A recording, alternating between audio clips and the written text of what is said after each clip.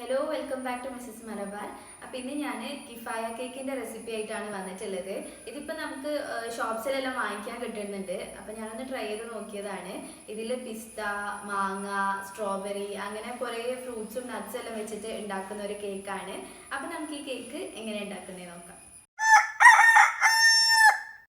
ആദ്യം നമുക്ക് കേക്കിൻ്റെ സ്പോഞ്ച് റെഡിയാക്കാം. ഒരു ബേസിക് സ്പോഞ്ച് കേക്കാണ് വേണ്ടത്, പക്ഷേ അതിൽ പിസ്ത ഫ്ലേവർ വേണമെന്നുള്ളൂ. ഞാൻ അതിനായിട്ട് 3 മുട്ടയാണ് എടുത്തിട്ടുള്ളത്. മുട്ട എപ്പോഴും റൂം ടെമ്പറേച്ചറിൽ വെച്ചതിന് ശേഷം മാത്രം നമ്മൾ കേക്ക് ഉണ്ടാക്കാനായിട്ട് എടുക്കുക. അപ്പോൾ 3 മുട്ട ഒരു ബൗളിലേക്ക് പൊട്ടിച്ചൊഴിക്കുകയാണ്. ഇനി 1/2 ടീസ്പൂൺ വാനില എസൻസ് ചേർത്തിട്ട് ഈ മുട്ട ജസ്റ്റ് ഒന്ന് ബീറ്റ് ചെയ്തെടുക്കുക. നമ്മളിങ്ങനെ ആദ്യം തന്നെ മുട്ടയിൽ വാനില എസൻസ് ചേർത്ത് ബീറ്റ് ചെയ്ത് കഴിഞ്ഞാൽ മുട്ടൻ്റെ ആ ഒരു കുത്തുന്ന സ്മെല്ലുണ്ടല്ലോ, അത് ഇല്ലാതാവും. ഇനി നമുക്ക് പഞ്ചസാര ചേർത്ത് കൊടുക്കാം. 1/4 കപ്പ് പൊടിച്ച പഞ്ചസാരയാണ് വേണ്ടത്. അത് കുറച്ചായിട്ട് ചേർത്തിട്ട് നന്നായിട്ട് ബീറ്റ് ചെയ്ത് ഫ്ലഫി ആക്കി എടുക്കുക. പിന്നെ ഞാനിങ്ങനെ 1/4 കപ്പ് എന്നൊക്കെ പറയുമ്പോൾ കുറേ പേര് ചോദിക്കലുണ്ട്, ആദ്യം നമ്മൾ 1/4 കപ്പ് പഞ്ചസാര എടുത്തിട്ട് പൊടിക്കുകയാണോ വേണ്ടത്, അല്ലെങ്കിൽ പൊടിച്ച് കഴിഞ്ഞിട്ടാണോ അളക്കേണ്ടത് എന്നൊക്കെ ചോദിക്കലുണ്ട്. ഞാൻ പഞ്ചസാര പൊടിച്ച് കഴിഞ്ഞതിന് ശേഷമാണ് ഈ കപ്പിലേക്ക് ഇട്ടിട്ട് അളവെടുക്കൽ. അങ്ങനെയാണ് നമ്മൾ ചെയ്യേണ്ടത്.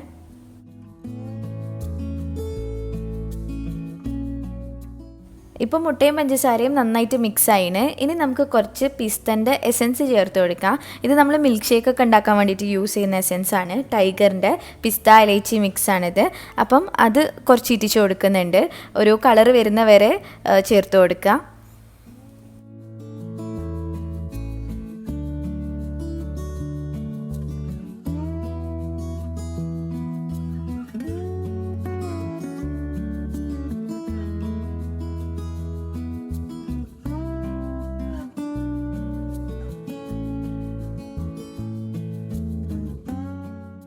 അതിനുശേഷം ഞാൻ 2 ടേബിൾ സ്പൂൺ ഓയിൽ ചേർത്തിട്ടുണ്ട്. സൺഫ്ലവർ ഓയിലാണ്. സൺഫ്ലവർ ഓയിൽ അല്ലെങ്കിൽ വെജിറ്റബിൾ ഓയിൽ ചേർത്ത് കൊടുക്കുക. ഒലീവ് ഓയിലും കോക്കനട്ട് ഓയിലും കേക്കിൽ യൂസ് ചെയ്യരുത്, അപ്പോൾ കേക്കിൻ്റെ ടേസ്റ്റേ മാറിപ്പോവും. എന്നിട്ട് അത് ചേർത്തിട്ട് ഒന്നും കൂടെ ബീറ്റ് ചെയ്ത് എല്ലാം കൂടെ നന്നായിട്ട് മിക്സാക്കി എടുക്കുക. അതിനുശേഷം ഞാൻ കേക്ക് ടിൻ ഒന്ന് സെറ്റാക്കി വെക്കുകയാണ്. ഇത് 6 ഇഞ്ചിൻ്റെ കേക്ക് ടിന്നാണ് എടുത്തിട്ടുള്ളത്.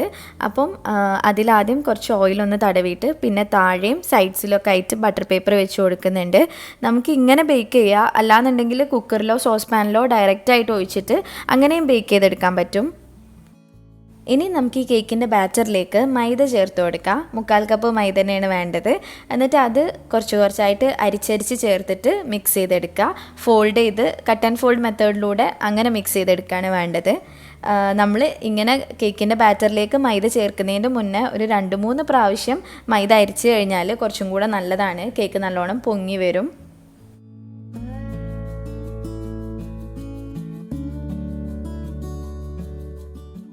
കേക്ക് ബേക്ക് ചെയ്തെടുക്കാനുള്ള പാന് ഞാനിപ്പോൾ പ്രീ ഹീറ്റ് ചെയ്യാൻ വെച്ചിട്ടുണ്ട്. ഒരു തട്ട് വെച്ചിട്ട് അതിൻ്റെ മേലെ പാൻ വെച്ചിരിക്കുകയാണ്.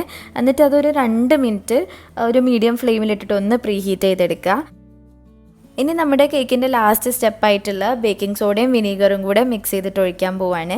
അപ്പോൾ 1/4 ടീസ്പൂൺ ബേക്കിംഗ് സോഡയിലേക്ക് 1/2 ടീസ്പൂൺ വിനീഗർ ഒഴിച്ചിട്ട് അതൊന്ന് പതഞ്ഞ് വരുമ്പോൾ നമ്മുടെ കേക്കിൻ്റെ ബാറ്ററിലേക്ക് ഒഴിച്ച് എല്ലാം കൂടെ ഒന്നുകൂടെ ഒന്ന് മിക്സ് ആക്കി എടുക്കുക. ബേക്കിംഗ് സോഡയും വിനീഗറും ചേർത്തതിന് ശേഷം ബാറ്റർ കുറേ സമയം അങ്ങനെ വെക്കാൻ പാടില്ല. പെട്ടെന്ന് തന്നെ ബേക്ക് ചെയ്യാനായിട്ട് മാറ്റണം. അപ്പോൾ അതിന് മുന്നേ തന്നെ നമ്മുടെ കേക്ക് ടിന്നും പിന്നെ ബേക്ക് ചെയ്യുന്ന പാനും ഒക്കെ തന്നെ വേഗം റെഡിയാക്കി വെക്കണം. അതിന് ശേഷം മാത്രമേ ഈ മിക്സ് കേക്കിൻ്റെ ബാറ്ററിലേക്ക് ചേർക്കാൻ പാടുള്ളൂ. ഇപ്പം നമ്മുടെ കേക്ക് ബാറ്റർ റെഡി ആയിട്ടുണ്ട്. ഇനി അത് ടിന്നിലേക്ക് മാറ്റുകയാണ്.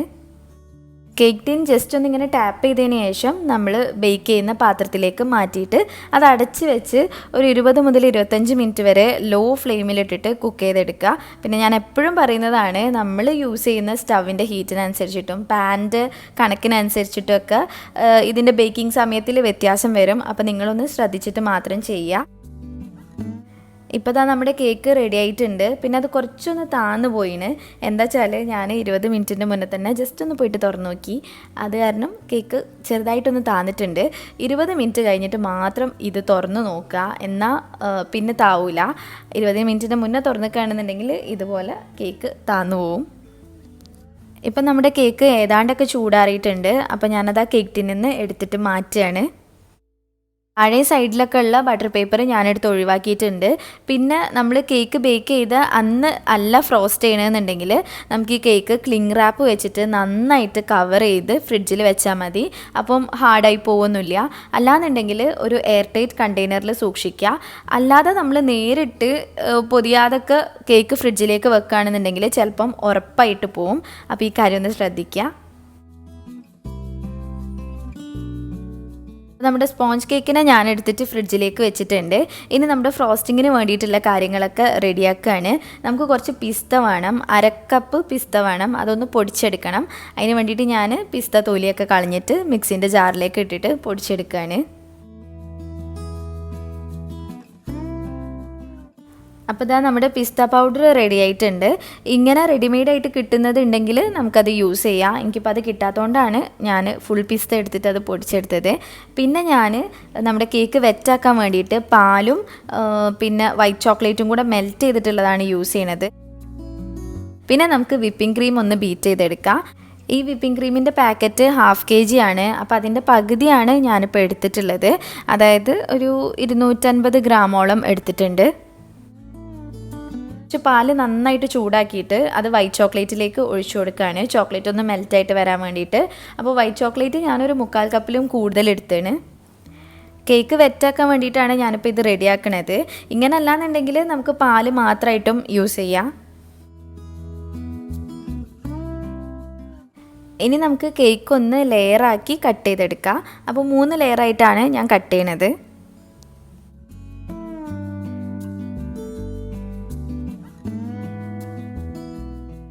നമ്മുടെ കേക്ക് ഫ്രോസ്റ്റ് ചെയ്യാനുള്ള കാര്യങ്ങളൊക്കെയാണിത്.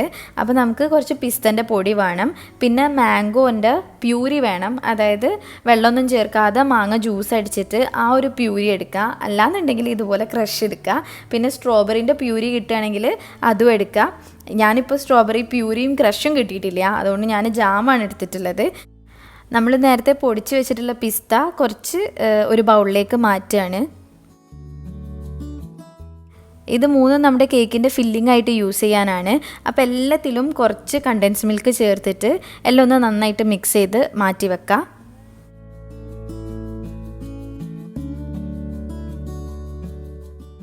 പിന്നെ ഞാൻ കേക്ക് ഫ്രോസ്റ്റ് ചെയ്യുന്ന ക്രീമിലും കുറച്ച് കണ്ടൻസ് മിൽക്ക് ചേർത്തിട്ടുണ്ട്. ഇങ്ങനെ കണ്ടൻസ് മിൽക്ക് ചേർക്കുക. അല്ലാന്നുണ്ടെങ്കിൽ വൈറ്റ് ചോക്ലേറ്റ് മെൽറ്റ് ചെയ്തിട്ട് അത് ചേർത്താലും മതി. പിന്നെ നമ്മൾ പൊടിച്ച് വെച്ചിട്ടുള്ള പിസ്ത പൊടിയിൽ നിന്ന് കുറച്ച് ഇതിലേക്കും ചേർത്തിട്ട് എല്ലാം കൂടെ ഒന്ന് മിക്സാക്കി എടുക്കുക.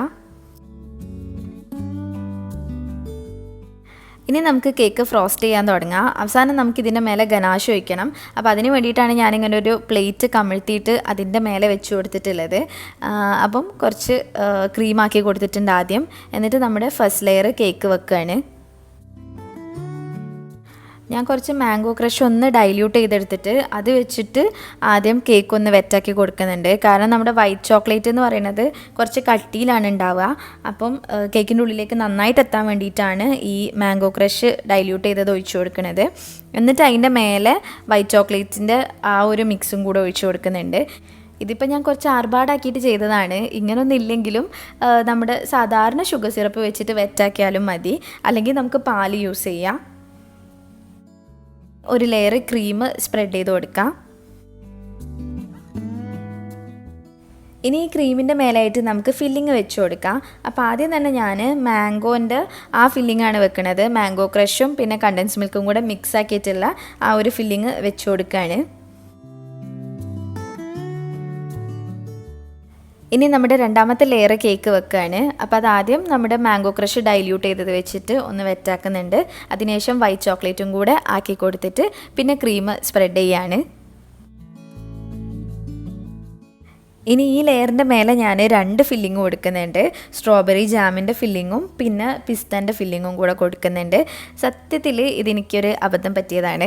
ഞാൻ 2 ലെയറിലേക്കുള്ള ഫില്ലിങ് ആക്കാമെന്നാണ് വിചാരിച്ചിരുന്നത്. അപ്പോൾ നമുക്ക് 2 ഫില്ലിങ് മതിയല്ലോ. ഇതെനിക്ക് ഓർമ്മയില്ലാതെ കേക്ക് 3 ലെയർ, അപ്പോൾ 3 ഫില്ലിങ് എന്നുള്ള നിലയ്ക്ക് ഞാൻ അങ്ങനെ ആക്കിപ്പോയതാണ്.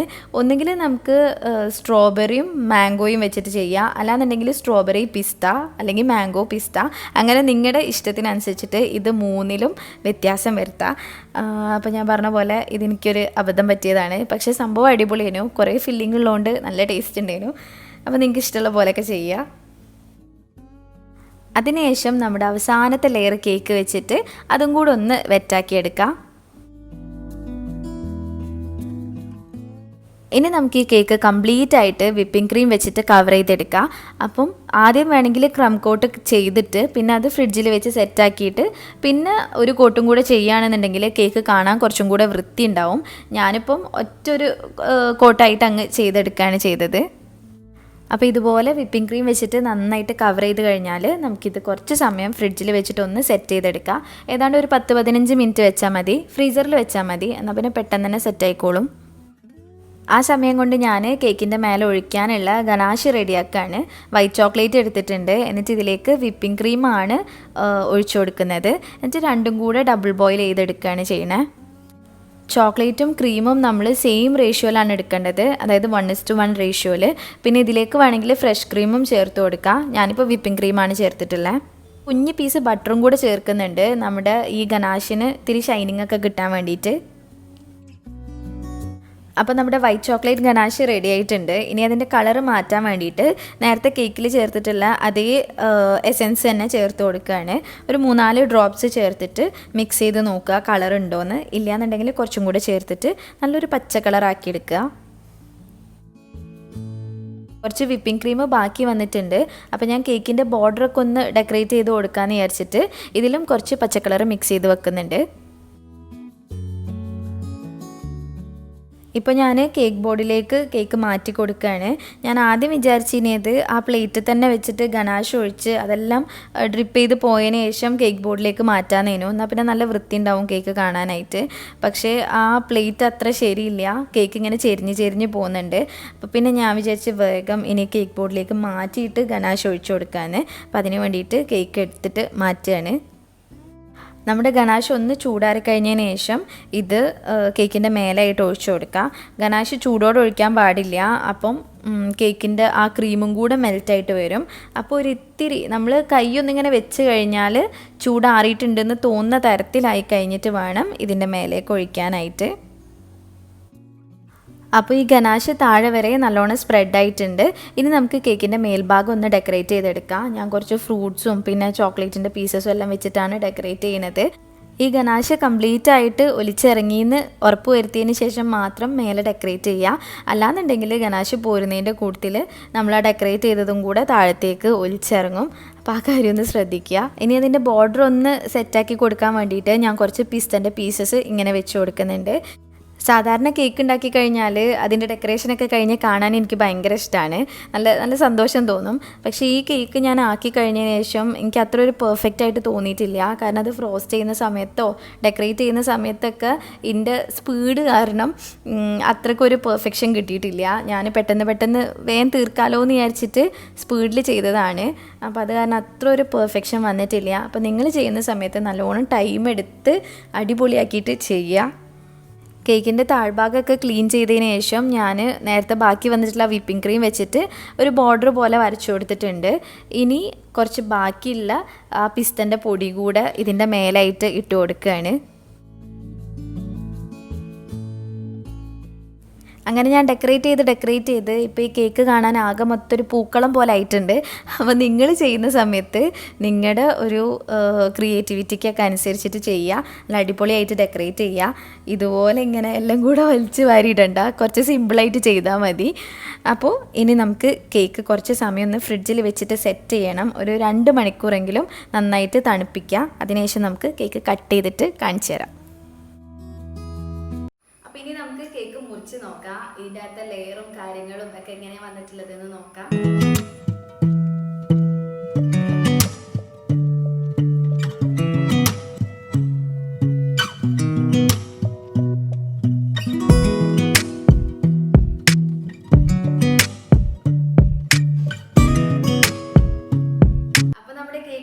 അടിപൊളിയായിട്ടുണ്ട്. നിങ്ങളെല്ലാവരും ഒന്ന് ട്രൈ ചെയ്ത് നോക്കുക, നല്ല ഇഷ്ടമാവും, നല്ല ടേസ്റ്റാണ്, റിച്ചാണ്. നമ്മളിപ്പോൾ പിസ്തയും ഫ്രൂട്ട്സും എല്ലാം യൂസ് ചെയ്തിട്ടുണ്ട്, അതുകൊണ്ട് നല്ല ടേസ്റ്റാണ്. അപ്പോൾ നിങ്ങൾ ട്രൈ ചെയ്തിട്ട് ഫീഡ്ബാക്ക് അറിയിക്കുക. വീഡിയോ ഇഷ്ടമായിട്ടുണ്ടെങ്കിൽ ലൈക്ക് ചെയ്യുക, ഷെയർ ചെയ്യുക, പ്രീവിയസ് വീഡിയോസൊക്കെ കാണുക. പിന്നെ ഇനിയും ഇതുപോലത്തെ വീഡിയോസിനായിട്ട് മിസ്സസ് മലബാറിലേക്ക് സബ്സ്ക്രൈബ് ചെയ്യുക. Thank you.